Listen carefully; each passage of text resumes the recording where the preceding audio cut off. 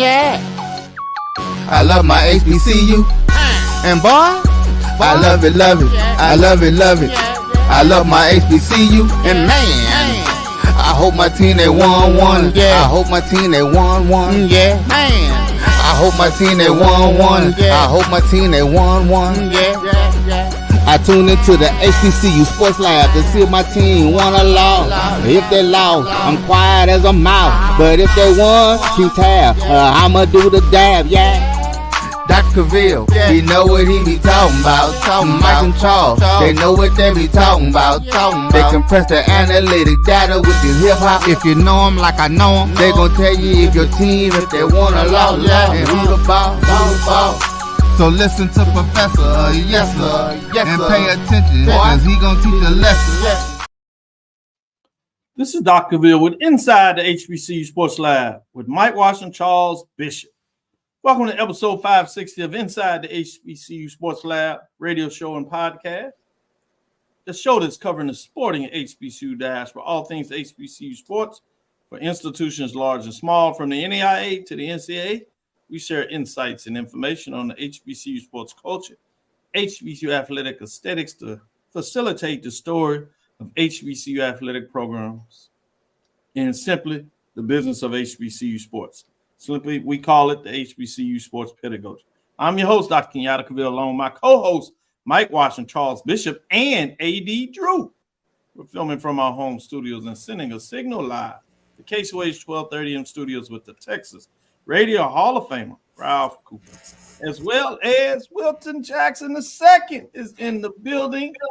Make sure I give him some love because I know Wilton Jackson the first will be upset if I don't acknowledge it. Today's episode of Inside the HBCU Sports Lab is sponsored by THG Agency. THG Agency is a company that provides sporting and educational consulting and data analytics. Wilton, you know why I know that's the truth about the first? Why is that? Because in my household, I am the first. He's speaking facts there because he would be. Exactly. I know how I'm going to act, so I'm pretty sure the first knows who's going to make sure they get the biggest plate at the Thanksgiving table. Absolutely. So you get the big piece of chicken. So you don't eat a lot anyway. So you get the big piece of chicken. Or the big slice of pizza. With that being said, let me start with my full-timer there, and that is Charles Bishop. How you doing, Doc? Good. I'm doing well. Let me go to the sometime because he always on the spot. My big road dog, big brother, and he gonna get mad because I did this, so he might put me back online. That's Big Mike. What's up? What's up, Doc? What's I'm up, good. CD, AD, Wilton? How you fellas doing? Doing well, Making sure you ain't bringing man. out Don't board let of Doc corporate shade you, man. I'm taking care of readjustment. business, man. Don't let Doc shade y'all, man. And then we got one of the best in the business, pinch hitter. I don't know. Sometimes he might be even doing a little better and just Phil's choice as he gets in here, gets it all the time, gets it done. AD Drew. What's going on, some fellas? And at some point in time, if we have time, I got a question for y'all, man. Got a question. Oh, yeah. We might need to share that at the end. Make sure we get the question on the floor. I'm sure it's going to be some business-related talk or just some HBCU sports culture. We'll see what direction AD Drew wants to put on the table for all of us to consider and analyze. With that being said, let me go around. I want to say around the square since we've broken up like this. Let me go with you, Charles. What's some HBCU news of the day that has your attention? No doubt. We're going to start with the SWAC weekly honors. And before I get started, let me send thoughts and prayers to everybody who's in the pathway of Milton right now, because that is a monster storm sitting out there in the Gulf. So definitely get to higher ground, get safe, whatever you have to do to get out of the pathway of that storm. Let's take a look at the SWAC football weekly honors. The SWAC has Tab, Jackson Sage, Jacoby Morgan, True Thompson, and Travis Terrell Jr., and Arkansas Pine Bluff's Giovanni Gibson for SWAC football weekly honors for their outstanding performances during this past week of regular season competition. Let's take a look at Offensive Player of the Week was Jacoby Morgan. He completed 11 of 16 passes for 226 yards during the 45-38 victory over Alabama A&M in the Gulf Coast Challenge. He finished with passes to 7 different receivers and connected on 3 touchdowns. Defensive Player of the Week stayed with Jackson State. True Thompson finished with 4 tackles on the night, highlighted by 3.5 tackles worth of losses in the 45-38 win over Alabama A&M. His tackles for losses accounted for 6 yards on the night, while he recorded a quarterback hurry. Specialist of the week, Jackson State still, Travis Terrell. He recorded 175 all-purpose yards in the 45-38 win over Alabama A&M. He returned a pair of kickoffs for a total of 113 yards, including a huge 96-yard touchdown in the opening quarter. He also returned a pair of punts for 62 yards, including one for 44 during the contest. And the newcomer of the week, UAPB's Giovanni Gibson. He contributed an impressive performance in UAPB's loss to Alcorn. He tallied 6 receptions for 180 yards and 3 touchdowns. It was the 3rd game this season that Gibson has registered over 140 yards receiving. So those are your SWAC weekly honors. Man, what's going on in Jackson there, Charles? They had a heck of a weekend, Doc. That was a good weekend for them. They almost swept everything this weekend. I was gonna say it with your chest, but you already I just happened to throw something on today. So. Is that what it is? I like that. Is that the first thing? Is that really the first thing you pulled out the closet today? I mean, it jumped itself out. I don't know how it happened. Mike, you know good well he got a whole Jackson State closet. Oh yeah, and you know that everything else. There is a Jackson State. You know he was up probably ironing that shirt. Oh, let me go to you, Mike. What's on your mind this week? Well, I might as well follow suit and give the MEAC weekly football players. You all know he steamed and ironed that shirt. South Carolina State quarterback. It does have the Texas creases in there, Big Mike. Exactly. Yeah. Did you put some starch in it? You got to keep some starch in the house. You ain't gonna have no Texas crease unless you have some starch. Right, exactly. Unless he picked it up from the cleaners with a heavy starch on. So anyway, MEAC has their weekly football honors. South Carolina State quarterback Eric Phoenix was named the MEAC Offensive Player of the Week, presented, of course, by Coca-Cola. South Carolina State linebacker Aaron Smith earned Defensive Player of the Week honors, while teammate Nick Brown was Rookie of the Week. So it's almost a reverse of what you saw in the SWAC, where pretty much the weekly honors belong to South Carolina State. So Phoenix, of course, quarterback, completed 17 of 31 passes for 412 yards, included 3 touchdowns in a 22-20 win over Tennessee Tech. So, wow. He connected with 2 receivers for 120 yards each with a long of 70 yards. So, and of course, Smith, linebacker Aaron Smith, registered 10 tackles with 5 solo stops and 1 interception in the Bulldogs win over Tennessee Tech. And then Brown, Nick Brown, Defensive Player of the Week, recorded 2 catches for 89 yards, including a 67-yard touchdown against Tennessee Tech. Then we had South Carolina State's Nick Taste, or Testi, depending on how you pronounce it. Don't want to mispronounce it. Recorded an 88% grade on his blocking assignments and 5, here's my favorite word, one of my favorite, 5 pancake blocks en route to leading Bulldogs to 465 yards of total offense against Tennessee Tech. This was not no short win. Tennessee Tech is either number 1 or number 2 in the OVC. So great win by South Carolina State. Lots of players of the week. Hats off to the Bulldogs that earned MEAC weekly honors.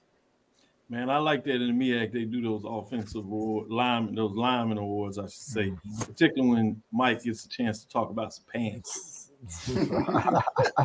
What is it called when you waffle somebody? I don't know. Anyway, Wilton Jackson II, what's on your mind? So I'm going to give you a few updates from around the SWAC and some more from the MEAC. FAMU and Jackson State game got selected to be played on ESPNU.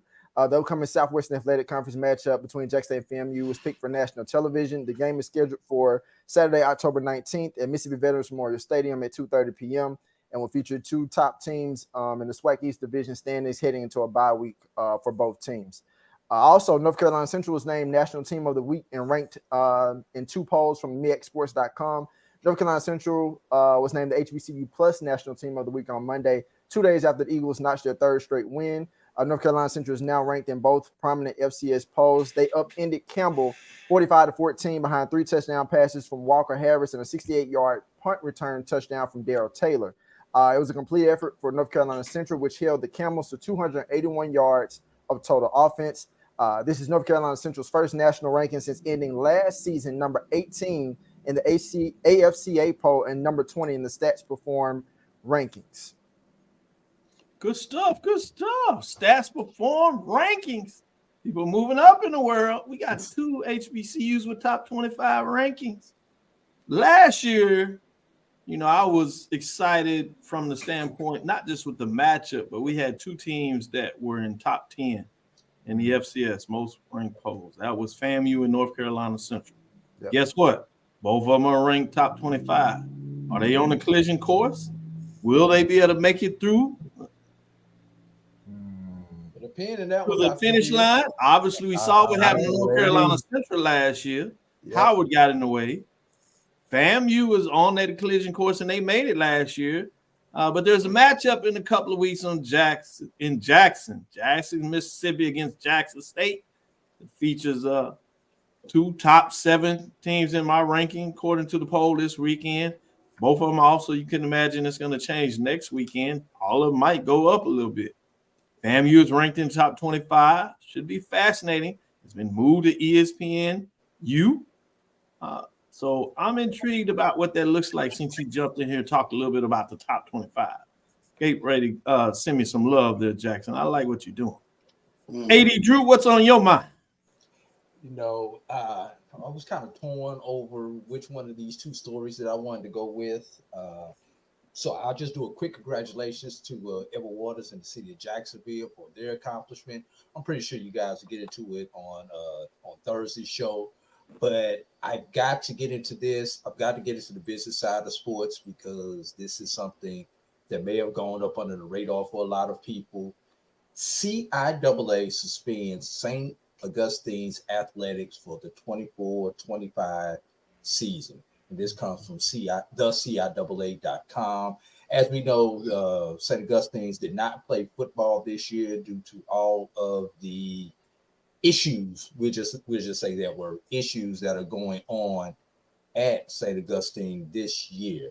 So the CIAA has announced the suspension of all sports competition for St. Augustine University through the end of the 24-25 academic year, effective immediately.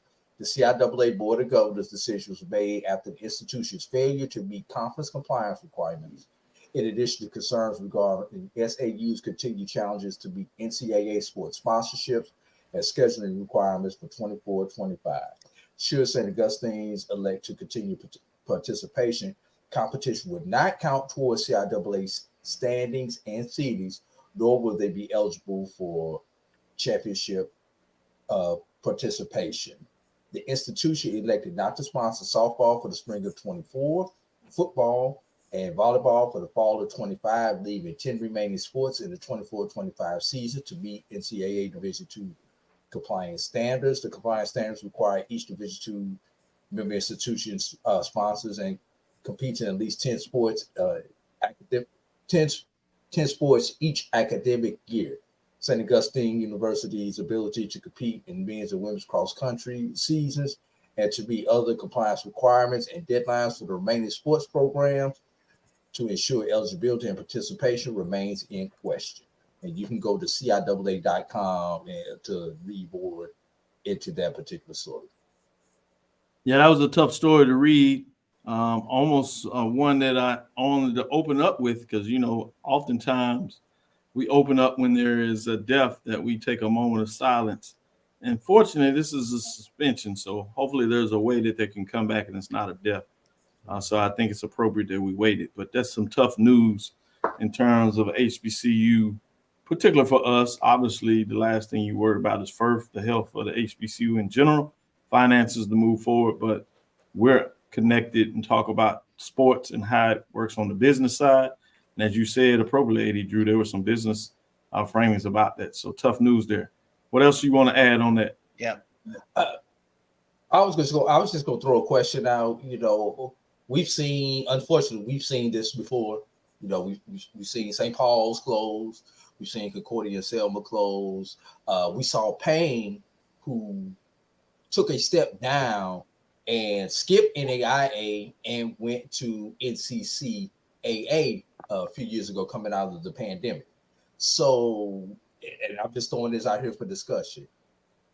Is that something that you guys think that St. Augustine should consider, possibly, if they can't get it together by the end of this year, stepping down to NAIA or possibly NCCAA for a year or two and then working their way back up? Because I'd rather see them do that than the whole institution close, because they're trying to keep up with the Joneses. That's the best way I can put it. Yeah, I'll jump in there on that and say, I believe you certainly look at all options on the table and what is better. One thing that I'm always careful about us making the connection that because you spend money on athletics, whatever level, you know, a lot of people associated Morris Brown's final finance issues in terms of them making the move to Division I. If you really look at it structurally, there are a lot of other things going on. And in some ways, athletics is the straw that you try to do to bring additional revenue in there. And sometimes it doesn't do enough to help the institution, but it's not because you're overspending necessarily in that area. If you look at those budgets, a lot of times, you know, athletics, while we see it as significant to an institution, and a lot of that is because of the brand identity and what it can do. But if you look at a budget, oftentimes the athletic budget is 10% at best of the institution's budget. So when you look at a percentage of the overall institution, it's not significant in terms of the cost of doing business. But to your overall point, it is certainly judicious when you get into this framework that if you still want to keep an athletic program, you need to do it on the level that you're able to finance it in an appropriate way. So in that case, I certainly agree that all options are on the table and you need to look at operating at a different level. There are some additional costs if you're operating at the Division I that are mandated to operate at that level. Sometimes it's the cost with the ancillary things, particularly, as you know, sports information director, those departments, there are money that needs to be put into them to operate to make sure you can do the statistics that may not be as necessary at various levels, where you can afford to do it in a different manner with help that allows you to move forward. So with that, let's take our first break, come back on the other side, and it's time to unveil the top 7 mid-major poll rankings. Some changes this week. We'll see what that looks like, how much those changes come to the table, and we'll see what these 4 gentlemen think about the mid-major poll rankings in week number 5. We'll be right back after this break. If you think all pads are exactly the same, think again. This is Always Ultra Thins reinvented with the Always Triple Protection System. This pad wicks gushes 90% faster, absorbs even more so you can feel dry, and locks odors in. Rethink your pad for up to 100% leak-free and odor-free comfort with the totally reinvented Always Ultra Thins.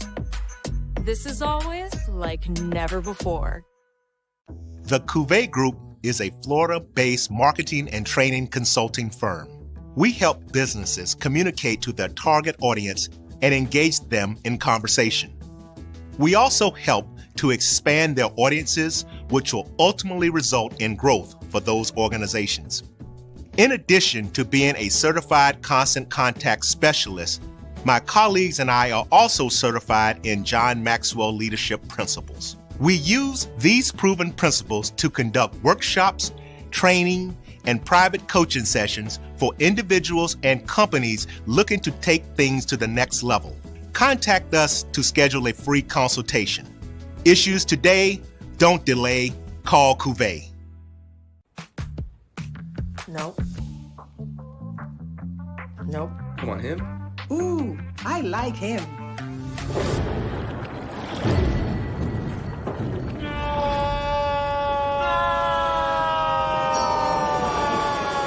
Quick, the quicker picker-upper. Bounty picks up messes quicker, and each sheet is 2 times more absorbent, so you can use less. He's an 8. He's a 9. Bounty, the quicker picker-upper. This is Brian Fulford. AD Drew and I are co-hosts of the BCSN Sports Wrap. We talk about all things related to HBCU athletics. From the games, teams, coaches, and fan interest stories, we cover it all. You can find our shows on Facebook at BCSN Sports Wrap, YouTube at MyJBN Online, and everywhere you listen to podcasts like Anchor, Spotify, Google, and Apple Podcasts. You can also find the show on the Jericho Broadcast Network's app. Make sure to download. We look forward to you joining the conversation and being a part of the show. Compress the analytic data with your hip hop. If you know them like I know them, they gon' tell you if your team, if they want a lot, and who the ball. So listen to Professor, yes sir, and pay attention, cause he gon' teach a lesson. This is Dr. Cavil inside the HBCU Sports Lab.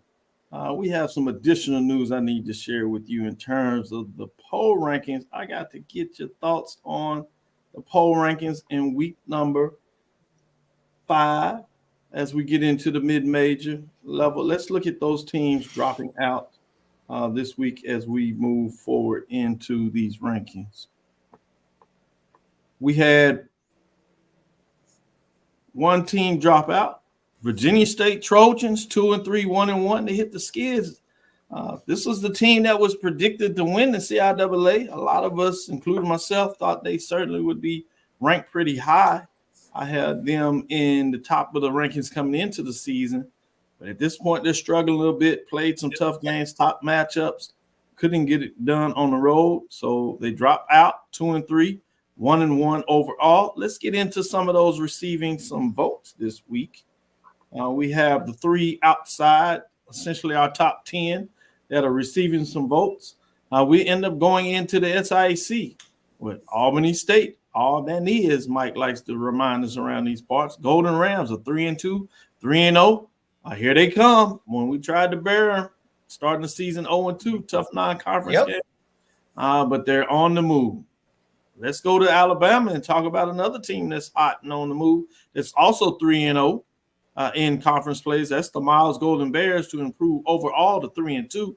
They have 717 points as they're outside of the top 7. Lastly, we find our ways back to the CIAA, and it's none other than Fayetteville State Broncos.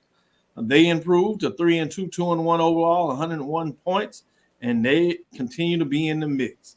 Let's get into top number 7, the top 7 this week. Starting off, Clark Atlanta. The Panthers played a little bit with their food. Coach had warned them and told them they are the hunted, no longer the hunter, but wasn't quite ready to get it done. And this was at home. They fall to 4-1-1, 3-1 in conference race. They still earn 1 first place vote. Somebody still believes in them. 123 points, and they fall all the way from number 2. That's 5 spots, rough tumble. Precipitous. That's a lot of teams ahead of them, as you'll see, continue to win. And we'll see what that means moving into number 6, where we head into CIAA. We'll see if this is a CIAA party or not. But Livingstone Blue Bears have cracked the top 7 as they continue to win. They're 4-2, 2-1, 124 points as they were not ranked, but they jump into the mix at number 6. Bringing us to number 5. Let's get into number 5, which is the Shaw Bears that are 4-2, 2-1, 136 points. They were previously ranked as number 6 as they are getting into the mix. Let's get into number 4. Winston-Salem State Rams 4-2, 2-1 as they are rolling 140 points. They do drop a spot. Tough loss for them as they got beat up by Virginia Union. Speaking of the Panthers, they move up to number 3. Virginia Union Panthers, they've righted the ship. They're now 2-0 in conference play. Remember, that first loss against a CIAA for them did not count because it's an 8th game versus the 7 that counts for them.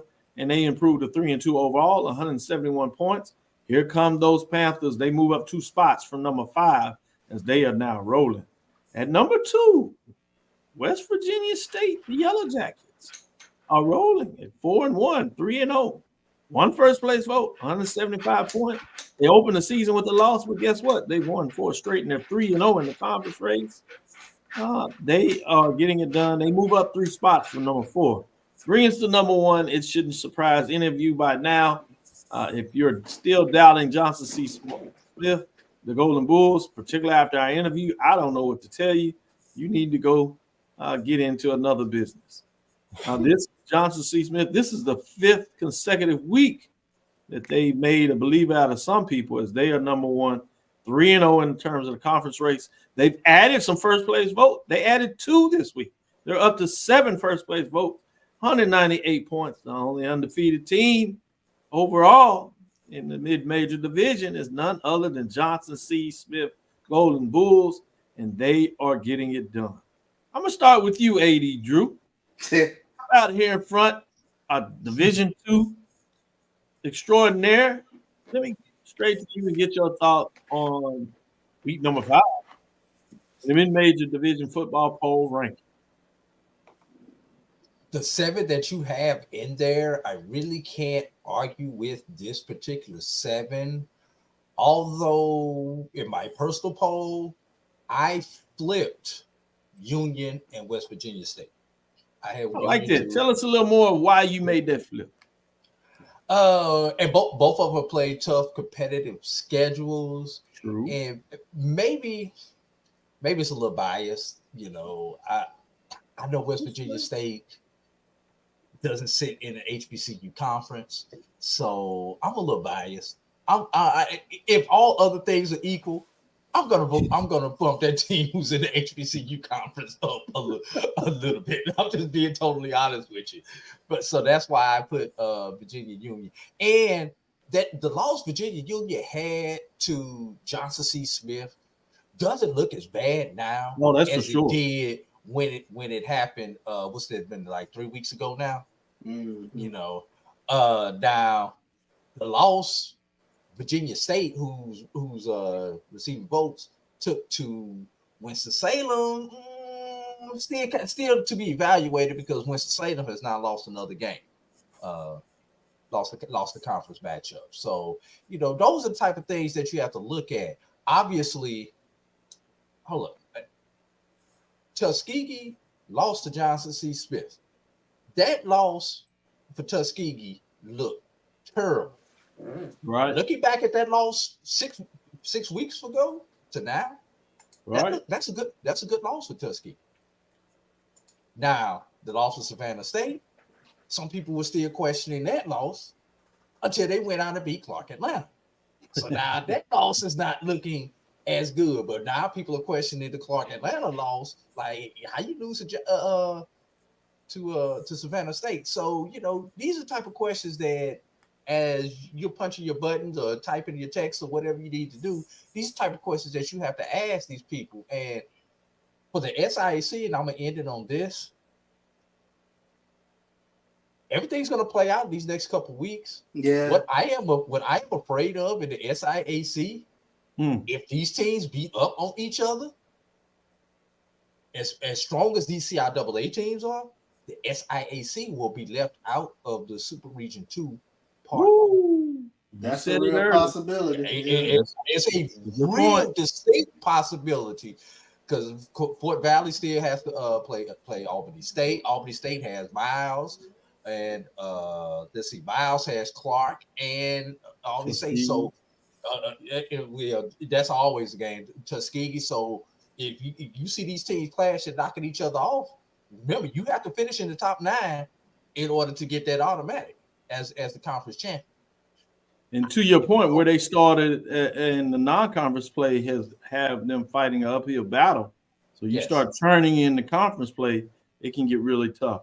I do want to add, I think, I love your honesty in terms of the bias, but I think you can actually make an argument Virginia Union over West Virginia State, particularly when you go back and said that one of those losses is to the number 1 ranked team. We didn't quite see it at this time, but I think there's a valid point there that you make in terms of particular how West Virginia took down, a top 17. And they pushed the FCS. Yeah, and they pushed the FCS team that is playing some pretty good football with a tough loss that some people believe they should have got. Good point. Let me go to you, yes, Wilton. What are your thoughts in terms of the top 7 and which direction are you going? I like Johnson C. Smith, definitely a believer of them being number 1. I had a difference at number 2. I definitely have Virginia Union at number 2 over West Virginia State. I actually, believe it or not, I'm kind of going to take AD Drew's spot in terms of saying, a little bias. I actually don't even have them in the top 7. I have them at number 8. On the outside looking in. Yeah, Lord. That's just my thoughts. Now, I could be totally wrong. And then for 3, I had, this is me. 3, I had Miles. 4, Clark Atlanta. 5, Winston-Salem. 6, I had Shaw. And then 7 and 8, I had Virginia State and West Virginia State. You respecting the SIAC. Where's Fort Valley in that conversation? Fort Valley is number 10. Fort Valley? Fort Valley is number 10. Where's Fort Valley? I'm just saying, he said West Virginia number 8, man. You talking about bias? He just like, I ain't showing you no love. Get the bias. That's just how I see it. No, it's your poll. You'll never get us over here to talk about it. You can't give your thoughts on the poll ranking. We're just going to question and try to figure out how you're doing your thing. But no, it's your poll. That's for sure. We want to make sure that everybody know, and all those folks that were going to get to your message board, we want them to know that that's your thoughts for sure. Hey, Will, I need you to click on the link on my article and actually use some of those CIAA links that I put on that Where to Watch, and maybe you'll change your opinion next week. Oh, I might change it. I might change it. Good stuff. A good tease as well, AD Drew. Mike, what are your thoughts? Well, I'm going to start a little bit like my first two colleagues, and say that West Virginia State, they weren't in my top 5, not because of the bias, but I'm looking at who they played. They played Barton College. They played West Liberty. Come on, West Liberty, West Virginia Wesleyan. Okay, they had household wins. I'm saying move Union up. Look at their loss. I agree with that. And my other question is, where's Fort Valley? Have you seen Fort Valley lately? Yes, they had an earlier season loss, I believe, to Clark Atlanta. It was a 3-point loss, right? But they also, they also beat Savannah State, who beat who? Did Savannah State? Didn't they beat Clark Atlanta? Yeah. I'm just saying, you look at opponents and who's played who, I got a different mix up there. I'm saying Fort Valley needs to be up in the mix. Please consider. Now, they do still have to play Albany. There's still some matchups to come. There's going to be a lot of beating up, but I did not have West Virginia State in the top 5. Good stuff. Good stuff. Charles, you're the last one. Bring it home. Everybody has said West Virginia is too high. Well, I didn't even mention they got a first place vote, so people would have lost their mind. I think the obvious one for me is, how did we drop Clark from 2 to 7? Thank you. Exactly. You lost to Savannah. But not to number 7 though. They still got that. They still have that FCS win. Yeah, that's Bethune-Cookman. So exactly. That's a bad loss to Savannah. But where would you have them ranked? I would have them no lower than 4. That's what I said. Yeah, I would have them no lower than 4. But the question becomes: is that what we think about the SIAC? That the CIAA is so strong that a 1-loss Clark with a win over Bethune-Cookman can go from 2 to 7. So that's.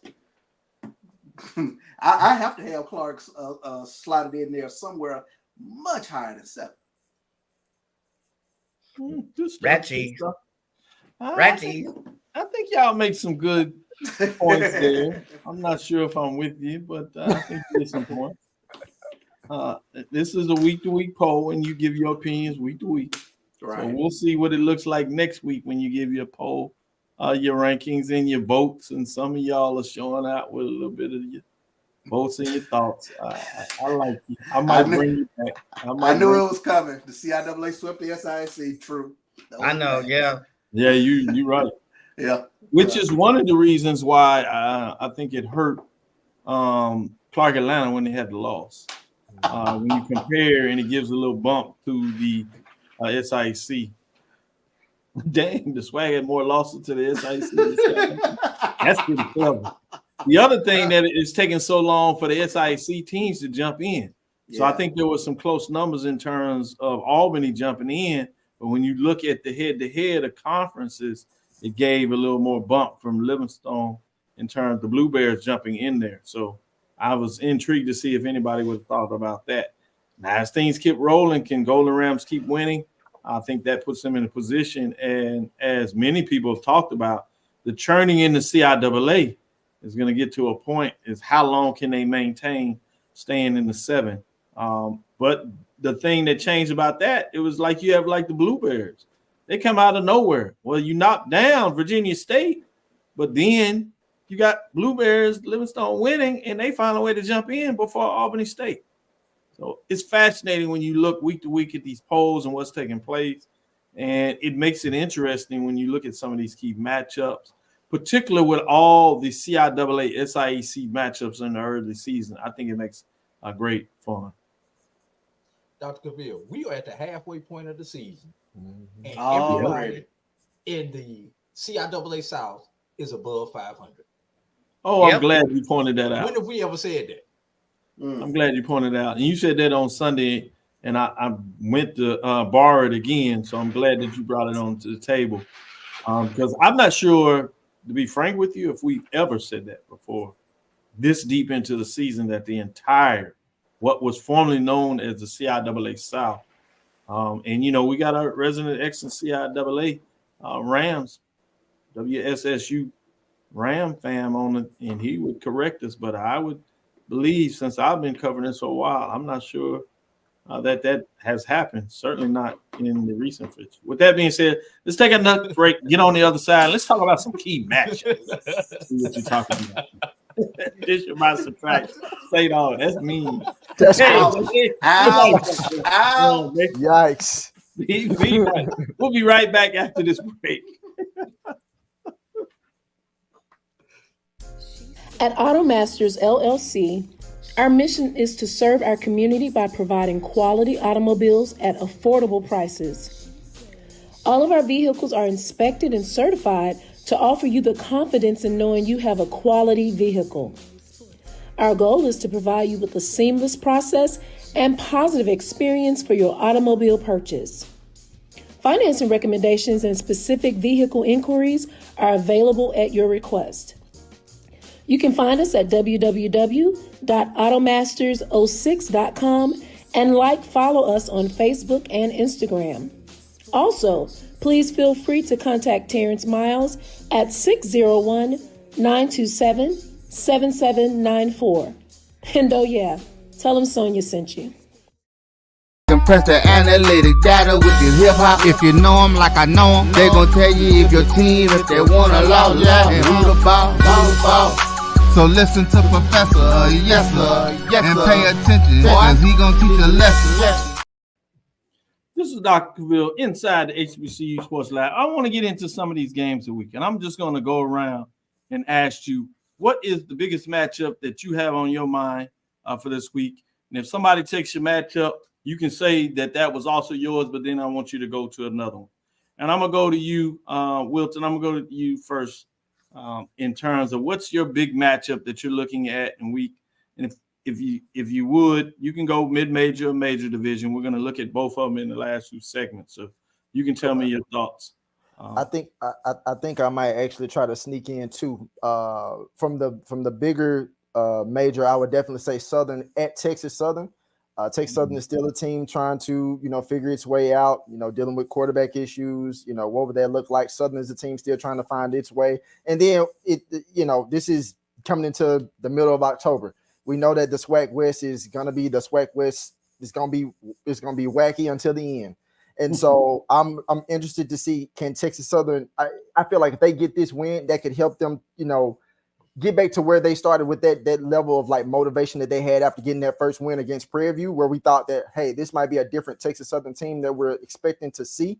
But since then, they still have lacked, that energy that they brought from since getting that win. Obviously, the schedule of games they played, didn't necessarily help either because they were playing up in a lot of those weeks. But I'll be interested to see what they do against Southern, and it's a home game. Texas Southern plays Southern at home, so I would look to see what happens in that game, and then also from the CIAA. Before you go there, I do want to say I like that call with Southern and Texas Southern. And I think what's intriguing there is so many folks are used to Southern bringing it and beating up a lot of the teams, even though they've kind of struggled over the years. Yeah, is you don't realize how Texas Southern has had those numbers, had 1, 2, 3 straight. Yeah. Obviously, those games were in the greater Metroplex. They lost a close one last year, even though Texas Southern's struggling. They've been able to play Southern, and this is a Southern team that there's some question in chemistry and what they're doing. So I agree with you. This is very intriguing. I think the question for Texas Southern, when is the quarterback going to come back? Yep. Words that he's supposed to be back this week. But we've heard that before, at least from the coaching staff. So I think some people are kind of looking like, fool me once, fool me twice. Let me see him when he's on the field, and then we'll go from there. So what is your other game? And so the other game that I have is from the CIAA, and it's Shaw at Winston-Salem State. I was one of the people that said, I believe that Winston-Salem State is for real. Again, here's another test where they're going to get, checked to see how they perform against Shaw. And not only that, but it's something else I want to point out too, that I didn't get a chance to point out in that last segment. You talk about 3 teams in Shaw, Winston-Salem State, and Fayetteville State. Their schedules ending the season are crazy. Like Shaw has Winston-Salem State, at Johnson C. Smith, at Fayetteville State, and Livingstone. And then Winston-Salem State has Shaw, Livingstone, JCSU, and then Fayetteville State. And then Fayetteville State has Livingstone, Shaw, JCSU, and Winston-Salem State. So I got that Shaw and Winston-Salem State game circled real big. I can see why you would have that circling. A bit of a rivalry going back. We'll see what's going on there. Let me go to you, Mike. What are your thoughts in terms of your key matchup this week? What has your interest, and why are you looking at it at that level this week? Well, I'm going to follow the rules, Dr. Cavil. He took mine for the SWAC. I'm going to follow the rule, but I'm going to also go Alcorn State Grambling. Why am I choosing that? Because Alcorn State is on top of the West. We know the West is crazy. We don't know who's coming out the West. Grambling showed glimpses of greatness, then they showed glimpses of complete, utter failure. We want to know which team is going to come out, which Grambling team is going to really come to play, or which Alcorn State team is going to come to play, which team can play a complete game. Both teams are very cyclic. How is Crowley, quarterback, how is he going to play? How is Bond for Alcorn? How is he going to play? Are they going to play consistently? We've said that, Alcorn was going to come out the West. We're not so certain. We said Grambling started out the gates pretty fast. We said they were good. They were tops of the SWAC in offense and even defense. Then they stuttered. They went to Prairie View and they tripped on the butt lip, on the top lip, and 5-0 overtime. So I think that's an interesting game. We'll see which team, I guess, is somewhat for real. Good stuff. And then I guess as far as the other one, I guess I gotta go with Albany State and Miles. I guess that's a nice that one to me. That's 1 and 2, and here's the interesting thing. Put some meat on the bone. Leave some meat on the bone. Put somebody else, man. Okay, I'm sorry. I am definitely not the D2. I am not that guru. Let it be known. AD is the guru, but to me, that is a matchup of matchups. You're looking at number 2 offense and number 3 offense against 2 and 3 defense in the SWAC, but they're playing in Alabama, I believe. So to me, that one stands out as an interesting game. I'll leave the rest for you, AD. You are the expert. All hail AD. He said he left it for you, so I'm gonna go to you. Go ahead and tell him. Since he didn't took the meat off the bone, he ain't sure. I think he took some of the gristle too. You know, I like that gristle. Now, what could be worse is he could have went to Charles, then came to me, and there wouldn't be nothing left on the table. That's why Charles is frowning over there talking about what y'all gonna leave me. I know, right? But I'm gonna leave you something out there, Charles. Charles, are you going with FCS or D2? So I know which way. Okay, FCS. You're going with FCS. So I can take two. Hey, this ain't no tag team. What you gonna do? What you gonna do? What you gonna wear? What am I wearing? He said go. The man said go. Choose yours. Okay. CIAA. Shaw Winston-Salem. We're gonna start getting some clarity in this CIAA. Right. This, for all intents and purposes, this is an elimination game right here in the CIAA. You know, both teams are looking up, but loser of this game, considering everybody in front of them, is, you know, they're gonna have a tough road. Not gonna say it's impossible, but yeah, it's gonna be a tough road. Since you took the obvious matchup with Miles and Albany State, I am going to take another matchup. Tuskegee Lane. Quietly, Tuskegee only has one conference loss, despite the fact they have 3 losses.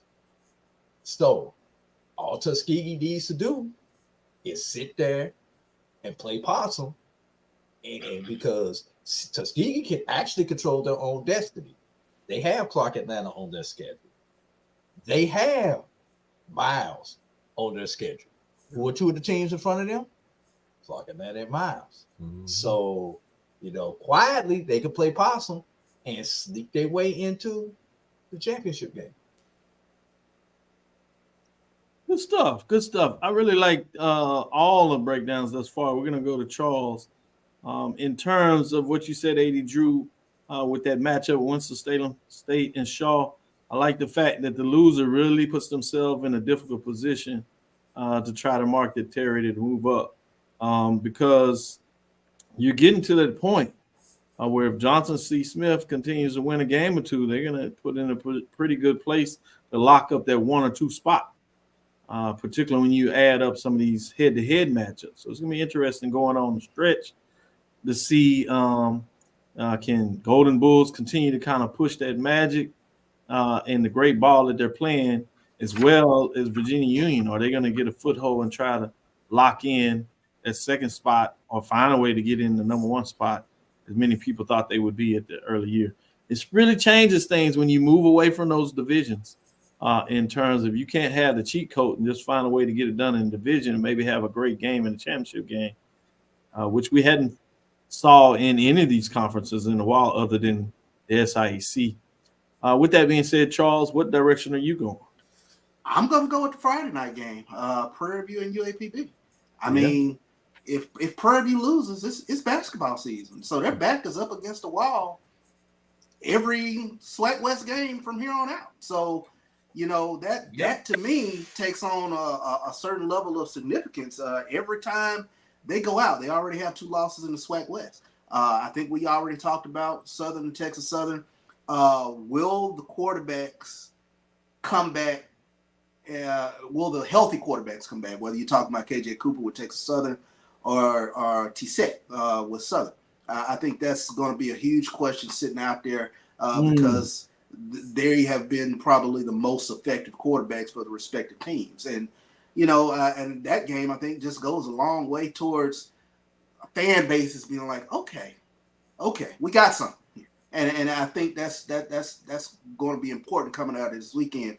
Obviously, Alcorn and Grambling, I think, is going to be the marquee game. But the other one that, and I'm surprised, AD, when I took a look at it, I was like, wait a second, this one has some ranking implications here, and that's Fayetteville State and Livingstone. Mm-hmm. Livingstone sitting out there at 4-2, and then Fayetteville State sitting right there in that top 10, trying to bump themselves up in Dr. Cavill's top 7. So those are the 3 that are moving the needle for me this weekend. I left some food on the table for you. You left some on the table. He wasn't like Mike eating gristle. We'll be right back after this last break and come back on the other side and discuss a little more. I want to get your thoughts in terms of where do you think the races are midway through it? Who are you leaning towards and why?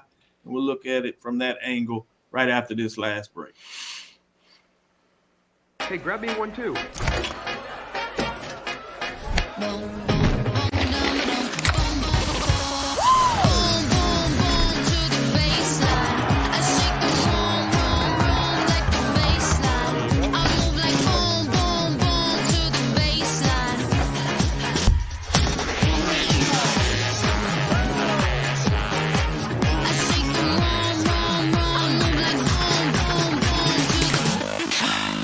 This is Ryan Fulford. AD Drew and I are co-hosts of the BCSN Sports Wrap. We talk about all things related to HBCU athletics. From the games, teams, coaches, and fan interest stories, we cover it all. You can find our shows on Facebook at BCSN Sports Wrap, YouTube at MyJBN Online, and everywhere you listen to podcasts like Anchor, Spotify, Google, and Apple Podcasts. You can also find the show on the Jericho Broadcast Network's app.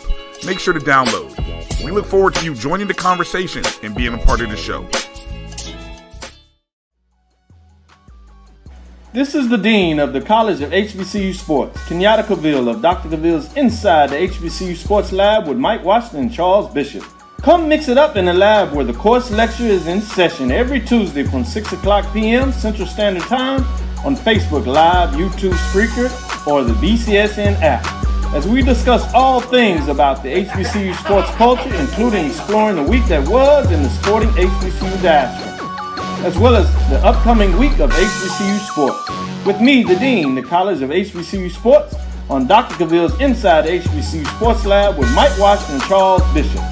Course lecture dismissed. Choice Hotels is a family of brands that helps you get the most for your money so you can be any traveler you want to be. You could be a free hot breakfast hero at a comfort hotel. Yes! That's how you waffle. Mister, this script got a plot twist at a Radisson hotel. A business big leaguer. Go for key. Even the ultimate pool float inflator. With 22 brands and the best value for your money, Choice Hotels has a stay for any you. Book direct at choicehotels.com, where travels come true. Gotta get the corners. You're looking for the latest information on Southern University sports, the Southwestern Athletic Conference, and HBCU athletics. There's only one place to go. Tune in to the Carlos Brown Show, exclusively on the Black College Sports Network. Compress the analytic data with your hip-hop. If you know them like I know them, they gon' tell you if your team, if they want a lot, and who the ball. So listen to Professor, yes sir, and pay attention, because he gon' teach a lesson. This is Dr. Cavil with Inside the HBCU Sports Lab with Mike Washington and Charles Bishop, as well as AD Drew and Wilton Jackson II. We're going to do our last segment, and I want to kind of do some midterm grade assessment. We'll do it two ways. I want to get one of your best teams or surprise teams, and one of your teams that has surprised you in a positive way, I should say. And then one of your teams that has disappointed you, surprised you in the wrong way, based on this part of the season.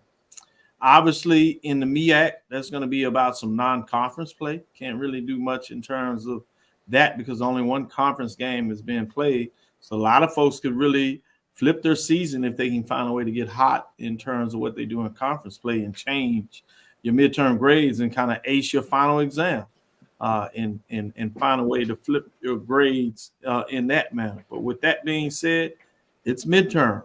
Let's get out some midterm grades and see what your thoughts. Starting with you, Charles. Let's look at the mid-major division first. Obviously, a lot of us may be in the same place with a team that has surprised you. When you look at your top 7 rankings, there's a couple of them out there that you can look at. With that being said, what is your biggest surprise of the season? Who gets your A+ this year? Oh, obviously Johnson C. Smith. I did not have them undefeated at this point in the season.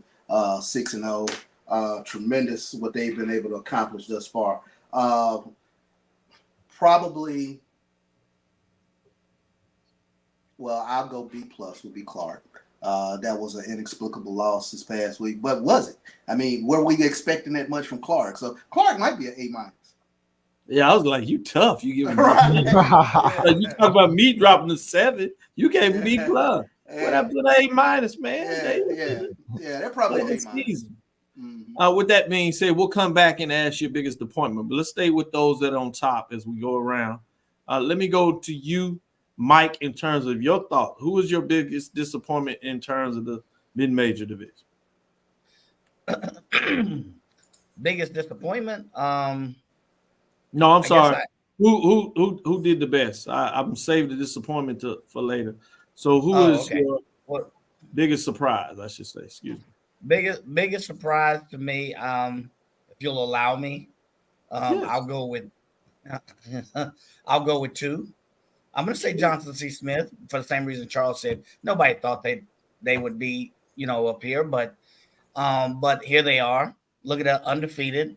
And then the other one, only because I have a close affinity, and that's my father-in-law, and I spend half is Fort Valley. I mean, they started off 1-2, 1-3, and here they are now 3-1, battling right even with Clark Atlanta, and Miles is 3-0, but you got Clark Atlanta and Fort Valley sitting at 3-1. I don't know if anyone thought it going into the season Fort Valley would be at least in that conversation. So kind of a part B, a part of that approval for me. I see where you're going. With that being said, let me go to you, Wilton Jackson, second. What is your biggest surprise at the mid-major level? I think the obvious are obviously Johnson C. Smith and Clark, but another one that I would like to mention for me would be Winston-Salem State. After those first couple of weeks, I said to myself, well, I mean, it's Winston-Salem State. Will they be able to keep this momentum? And then they got the big win, not this week, but the previous week. And so I said to myself, I think I didn't expect them to be sitting at 4-2 and 2-1 right now, going into the middle of October. Fair. Good stuff. AD Drew? I want to make it simple. The whole CIAA South. It's that simple. No, really, you're right. No. I mean, Johnson C. Nobody expected them to be undefeated. I expected them to be good, above 500. Undefeated? No. Winston-Salem State, a proud program who's done some things, but we haven't heard from them in almost 10 years. They're back in the football business. I don't even know if people do Livingstone even existed and playing football until this year. And then Shaw, a team that we've been slowly seeing rise, and then they, look like they finally have broken through. And Fayetteville State is Fayetteville State. Fayetteville State's always going to be in the conversation. So I've got to go with that whole traditional Southern division. Let me ask you all that because I love the way you do that. So, AD Drew, are you giving all those programs A minus, A plus, somewhere in their range? They all get A's? Everybody would get an A except Fayetteville State because Fayetteville State has been the standard in their South. So I would have to drop them down to a B just based on their past performance over the last 5 or 6 years. But everybody else would get an A because they came out of nowhere. Before we go to who's has frustrated you the most, we'll put it that way. Look at the end of Johnson C. Smith's schedule. Ponder this as we get in the next part. Shaw University, Winston-Salem State, Fayetteville State, and Livingston College. If they make that way out of that with even just one loss, or they certainly if they go undefeated. You're talking about all those teams currently with winning records. That would be a major statement. Very impressive. Yeah. Impressive way to close out the season. They got Shaw in Charlotte at home. They got Fayetteville State at home. They have to go on the road to Winston-Salem State and Salisbury. So it's split half and half in terms of what that looks like. So it'll be interesting to kind of see how much they can push the envelope to close out the season in the right way. As we go around, I want to get your thoughts on this in regards to your grades. Sticking with the mid-major, AD Drew, who is your biggest disappointment this way?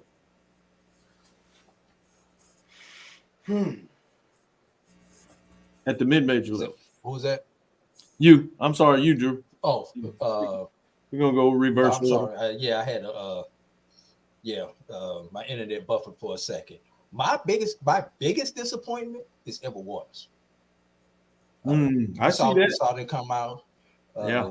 We saw what they did to Morehouse in game one, but when you really look back at game one, was it more Morehouse doing it to themselves in game one, or was it Edward Waters winning it? Well, looks like it was more Morehouse doing it to themselves, because Edward Waters really hasn't shown back up, and I don't know what it's going to take to get the ball to Jones and Edward Waters, one of the top receivers out there. And for some reason, they can't figure out a way to get the ball to this guy. The other disappointment would have to be Virginia State, because when you are predicted preseason number one, and at the midterm you already have 2 conference losses. Yep. Nothing more needs to be said. Yep. Great point. Wilton Jackson, the second mid-major. Sticking with the mid-major, what is your biggest disappointment? Who's getting that DF grade at midterm? Tell them they need to go to the library and find out where it is and sit down for a minute. I think for me, mid-major wise, and I think AD took mine, was definitely Virginia State. I was thinking about that. I was also thinking about, and I know this could change coming into the weeks to come, is Fayetteville State. Like I know for me, just kind of looking at like the history of where they've been, where they're going, things like that. I didn't necessarily expect them to have the loss yet, but that's just how I saw it coming into the season. But obviously, with some other teams playing well, it makes sense. But that would be another team that I thought would have been in a different spot. Good stuff.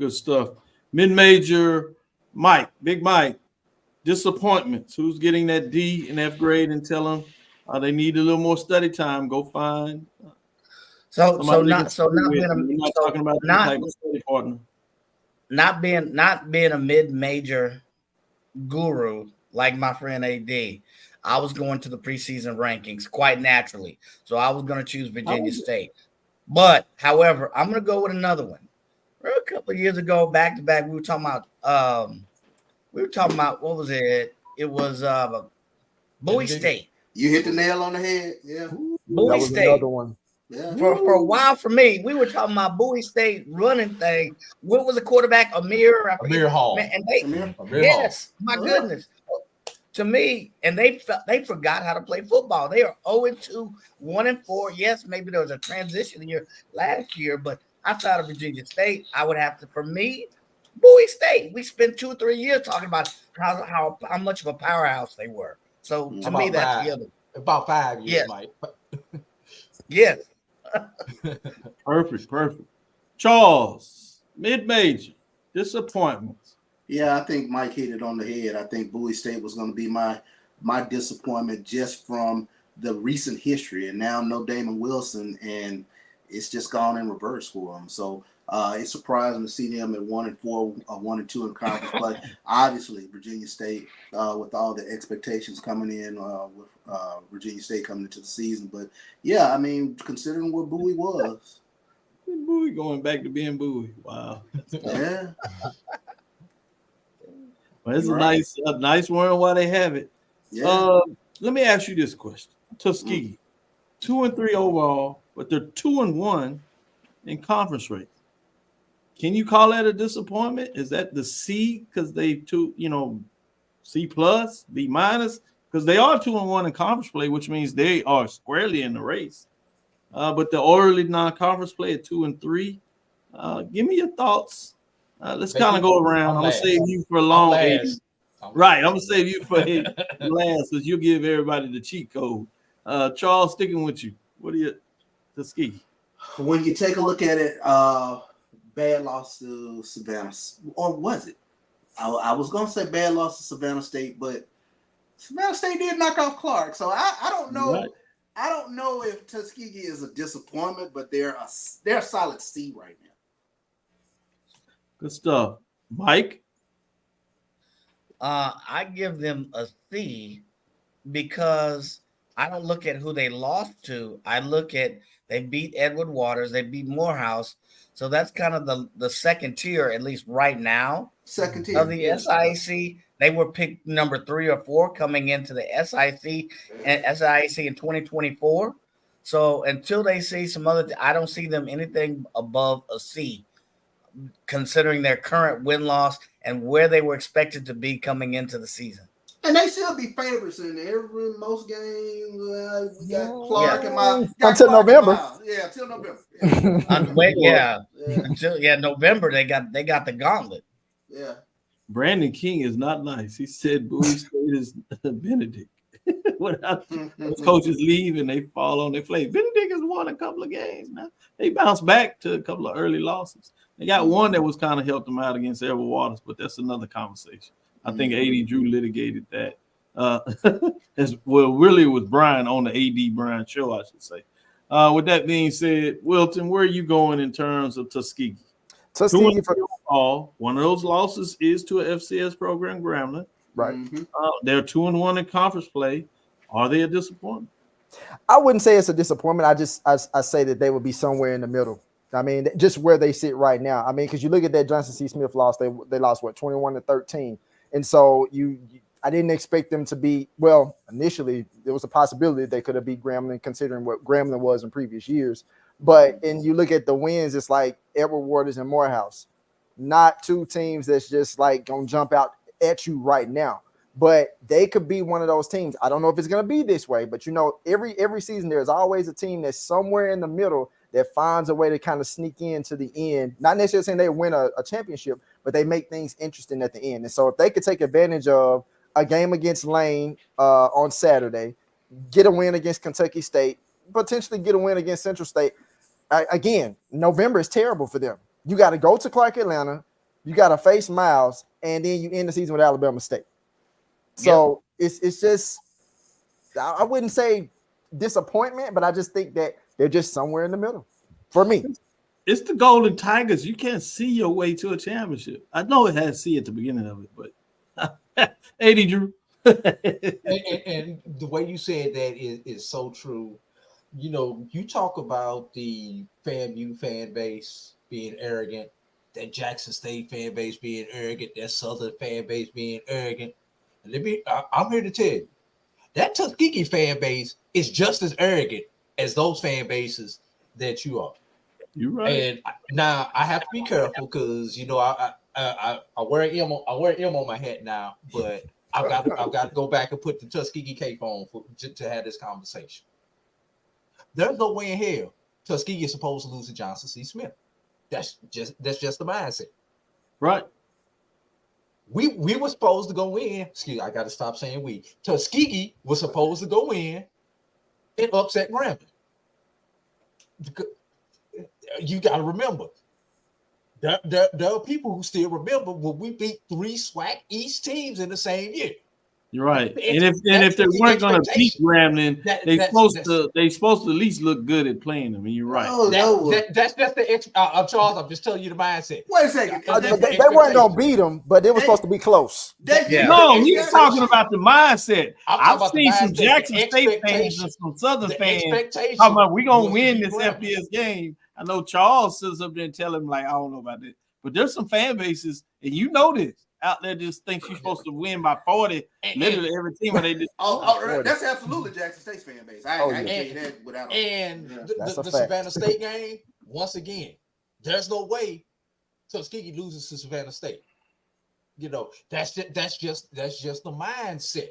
Now, the pundits, when you look back at those losses, makes perfect sense. You talk about a Grambling who's fighting for first place in the SWAC West. You talk about a Johnson C. Smith team who's undefeated. You're talking about a Savannah State team who went and knocked off the top team in the conference at the point where they're at. So the pundits understand the loss, but Golden Tiger fans, you being nice by giving a C right now, Dr. Cavil.